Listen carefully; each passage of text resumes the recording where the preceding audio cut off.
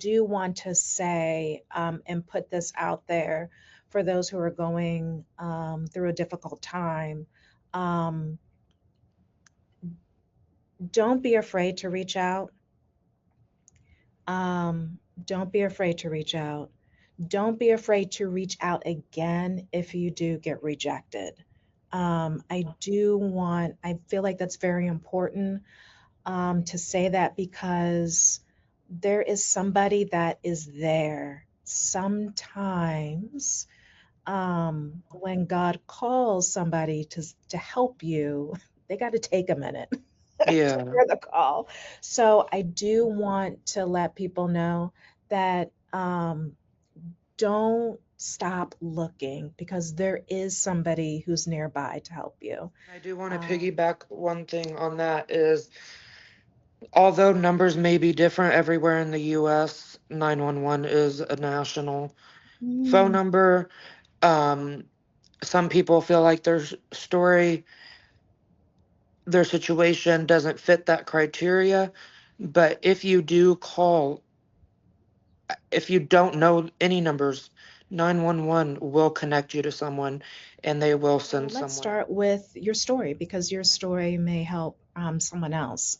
And reading your bio, um, you wrote that you were born and raised in rural California and that you had an early love of writing. Describe your upbringing and how that love of writing came about. Well, when everybody thinks of California, they usually think of the bigger cities or the glam and all of that stuff. Well, I was raised in Central California and I lived on a little farm, and then I would split time between that and my mom's house, which she lived in town, but it was still very small. We had about 10,000 people um, in the city, and I learned to write from a young age. My grandma was a teacher, so she taught me to read and write when I was like 3. And so that kind of just really stuck with me. And she ended up actually writing a small book about me. And so growing up, that was pretty fun to like tell friends about and all of that. And then I kind of pushed writing to the side or like did whatever I needed to do for school and stuff, writing projects wise. And then after everything happened to me, and we can get into that further on, writing just kind of became more of They're like a not. lifeline. Let's just put it this way. They're not the Wikipedia of things. Those are reliable sources.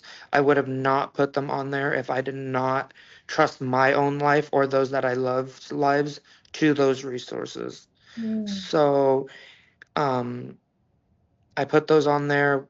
Well, I didn't personally put those on there, but I told them to put those on there, um, because those are resources that can be utilized for those that need help and need need help finding help.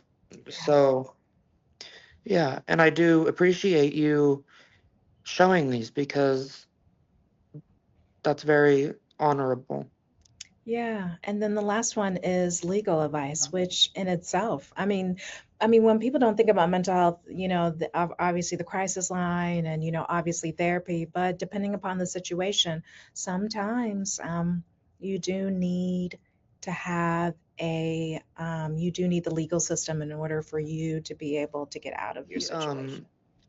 was just dismissing everything that happened to me, comparing me to other people, saying that compared to other people I have it better, like all that kind of stuff.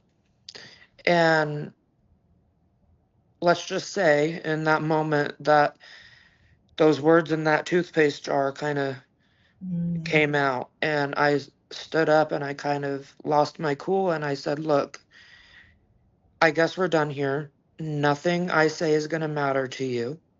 mm, And your job is to help people.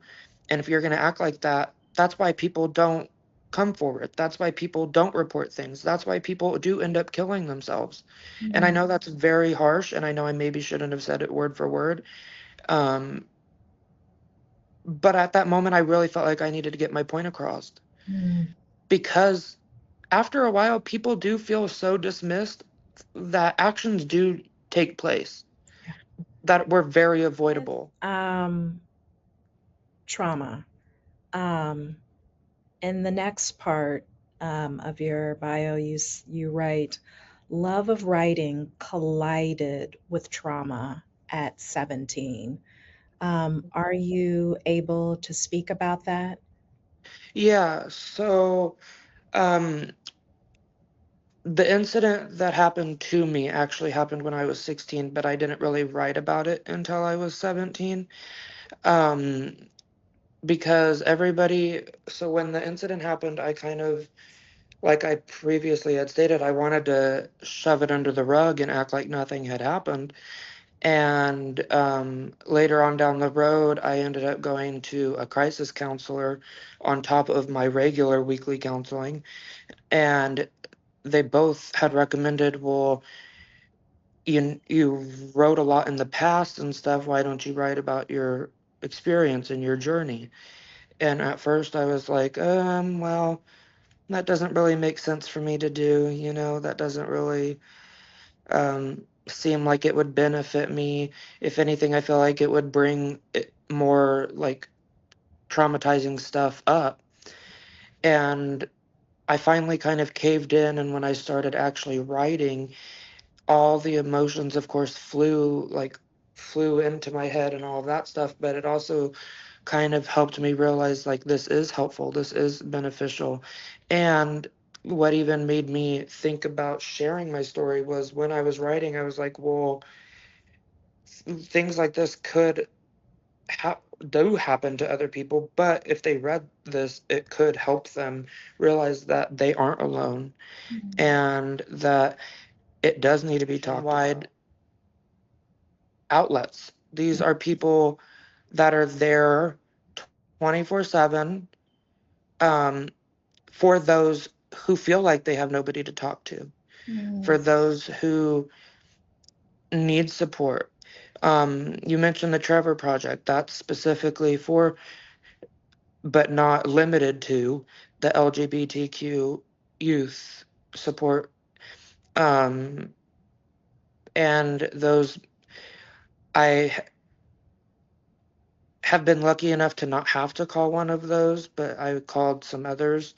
Um, that those people there are dedicated people. Those people aren't there to collect a paycheck. Those people are there to listen to you, to help you in your most desperate time of need. And the the way I think of it is those are people that go to work and hope that they don't have to answer a phone. Even mm, though they do have to answer a phone and it's important for them to answer a phone, those are people that aren't going to be happy to do their jobs. Those are people that aren't going they probably aren't going to leave work with a smile on their face. mm, mm, But those are people doing God's work. And those are people, like I had mentioned, dedicated. I can't even say that word enough. Dedicated, dedicated, dedicated to your well being. Um, I'm not exactly sure if it's like registered counselors or anything like that, but it is someone to talk to, someone to listen simply to. because it is important when somebody who is is experiencing mental health, it's important to ask how the best way to approach someone in a time of need.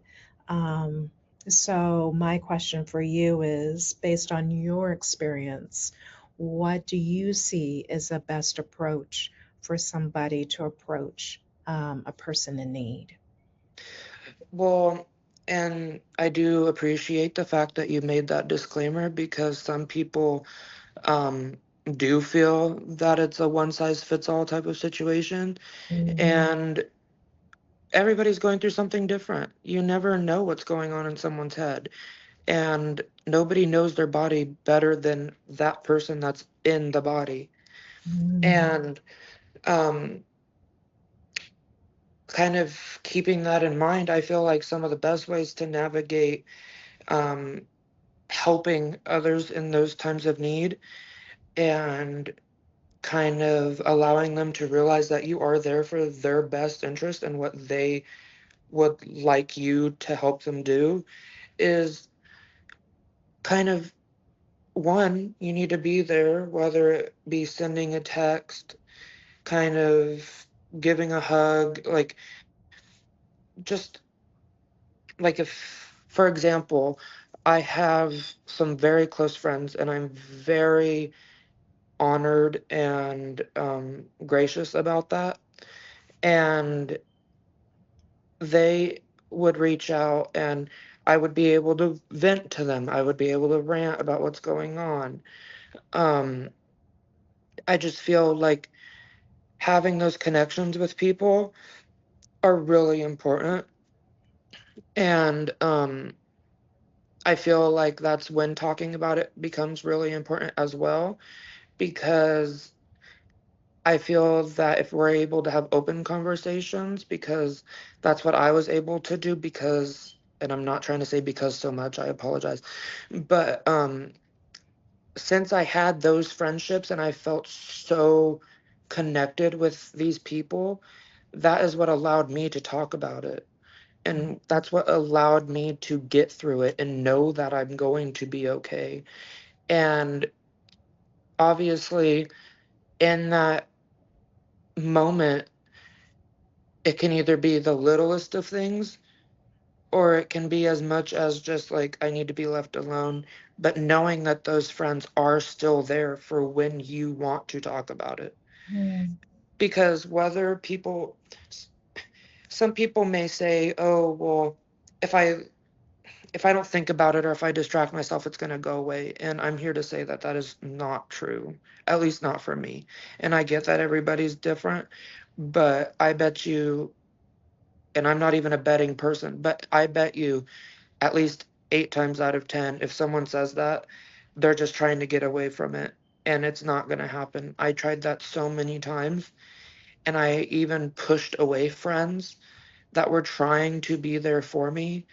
But the second I embraced my friends and allowed those people that are good to me in life to actually be there, everything shifted. And I feel like maybe that question that you just asked me is almost better for one of those friends because they were the ones that really helped me through it.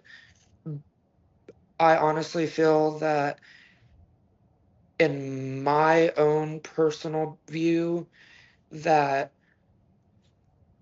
lending a hand, being there to be able to be vented to, even if it's just a text saying like, hey, I'm here for you, and like you mentioned earlier, the littlest of words can go such a And long way. I think that's very powerful that we need to remind ourselves, quite simply because what I am feeling is different from what you're feeling, but that doesn't make it invalid. You know, we could be going through the same experience, not, I'm sorry, we could be going through in the same environment and having different experiences, Yeah. but nothing trumps Well, another. and even kind of to go back to what you said, I know it's not what you meant to say, but we can have a group of 10 people go through the same experience, same environment, same everything, and you're going to get 10 different responses. You're Yes, going to get 10 different answers. You're going to get 10 different feelings, and they're all valid. yes, they very are. And with to the point that we're trying to make is when somebody is going through something, dismissing their feelings is the absolute worst These thing. are two resources that will help You find legal help, advocacy. Some people think those are the same thing. In my case, I had an advocate and a legal counsel. So, depending on your situation, um, you can have both an Mm. advocate. And if you are, um, if that is an option for you, I would recommend you take both of those in a heartbeat, depending on your situation.